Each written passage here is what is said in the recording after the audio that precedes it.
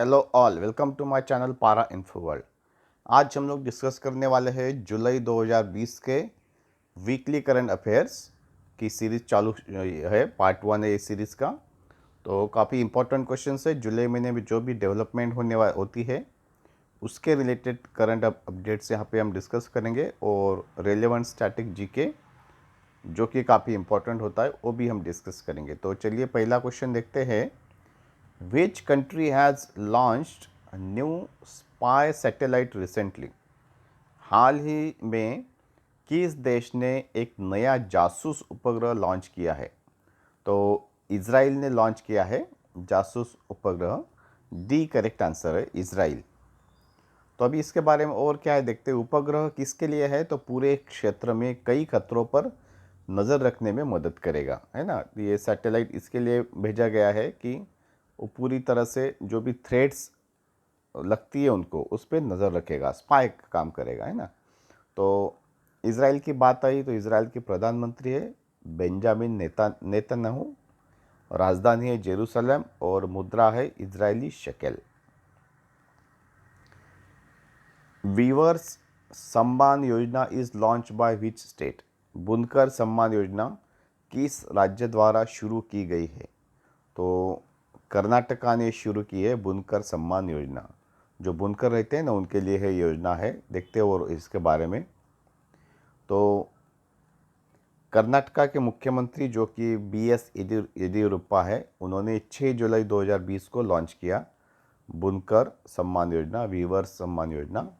इस योजना के तहत सरकार राज्य के लगभग 20,000 के करीब है जो कि हाथ करगा बुनकरों है। मतलब क्या हाथ करना, मतलब हैंडलूम वीवर्स जो है उनको 2,000 रुपये की वार्षिक वित्तीय सहायता प्रदान करेगी।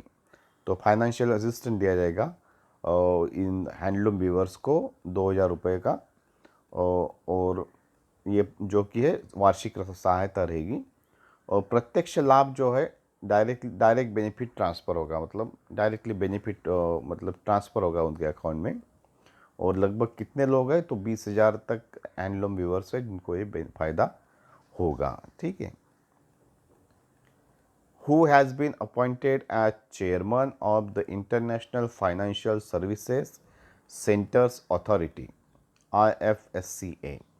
अंतर्राष्ट्रीय वित्तीय सेवा केंद्र प्राधिकरण के अध्यक्ष के रूप में किसे नियुक्त किया गया है? तो उनका नाम है Injeti Srinivas. A correct answer है, इंजेटी श्रीनिवास। अब ये क्या है और इसके बारे में देखते हैं। कैबिनेट की नियुक्ति की समिति है, एक अपॉइंटमेंट कमेटी रहती है, उसने ये नियुक्ति को मंजूरी दी है। और इसके चेयरमैन जनरली अपने प्राइम मिनिस्टर रहते हैं।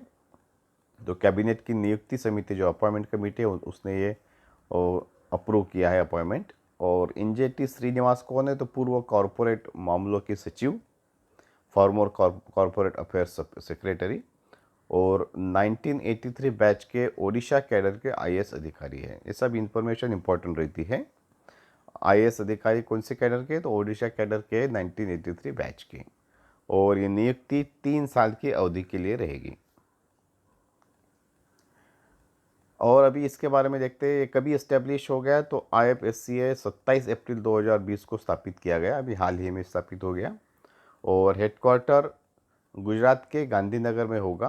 गुजरात की कैपिटल सिटी गांधीनगर, वहाँ पे होगा।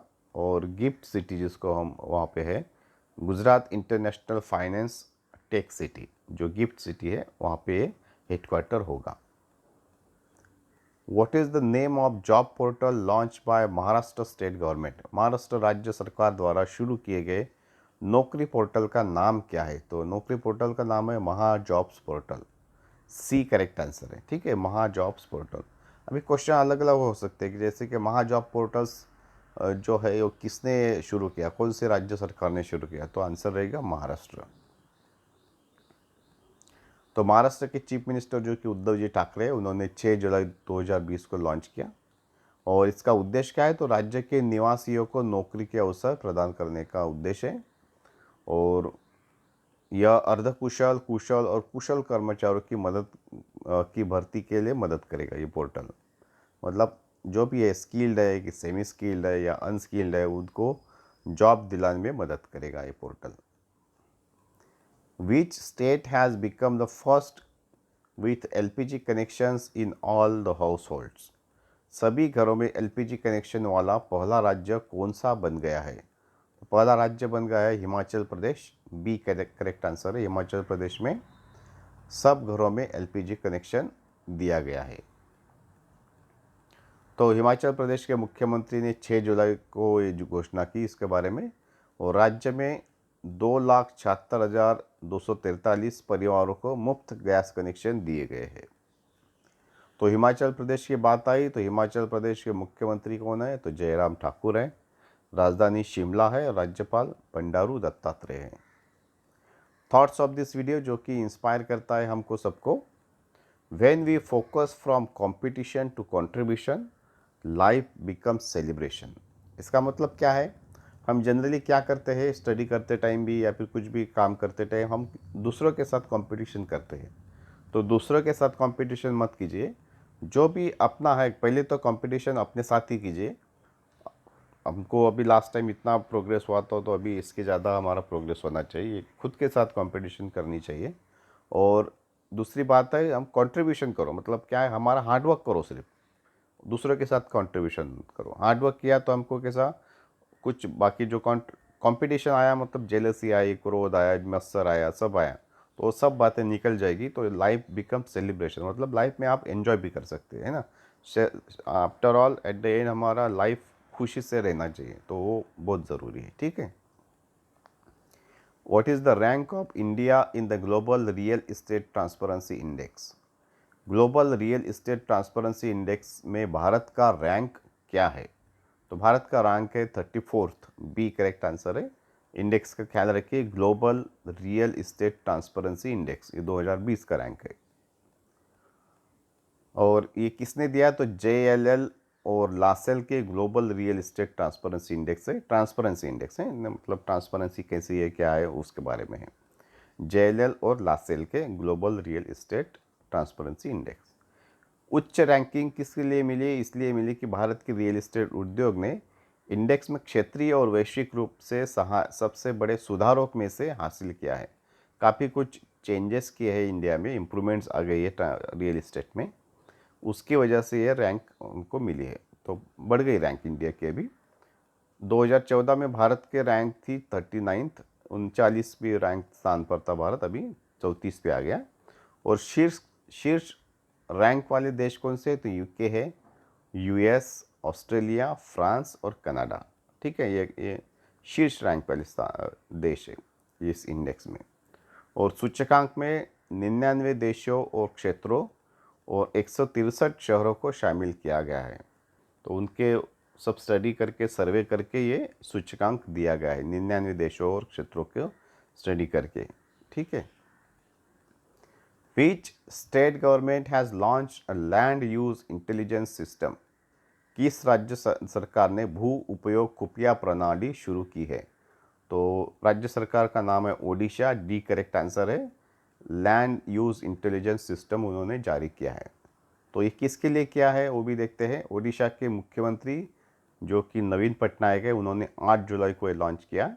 और किसके लिए, उद्देश्य क्या है? तो भुवनेश्वर में सभी सरकारी भूमि पर नज़र रखने के लिए वेब और मोबाइल आधारित ऑप्शन है जो कि ब्लिस उसका नाम है, उन्होंने ये जारी किया, लॉन्च किया। ठीक है। किसके लिए है? तो भुवनेश्वर में सभी सरकारी भूमि पर नज़र रखने के लिए है।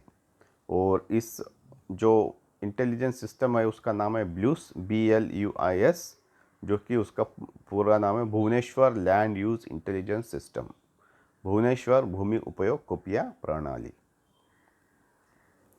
ISRO will launch satellite of which country by August 2020?